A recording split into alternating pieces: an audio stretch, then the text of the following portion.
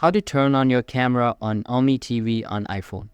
Hey guys, in today's video, I'm going to show you how to turn on your camera on the Ome TV app using your iPhone. So make sure to watch this video till the end and let's get started. First, open the Ome app on your iPhone. Once the app is opened, tap on the profile icon located at the bottom left corner of the screen. Now tap on Upload a photo. Once you tap on it, then select Take a picture. At this point, your iPhone will ask for camera permission.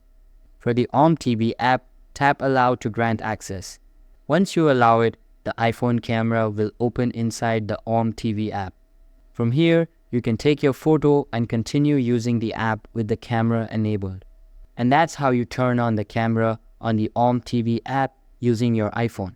Just follow these simple steps and you'll be all set. That's all for the video.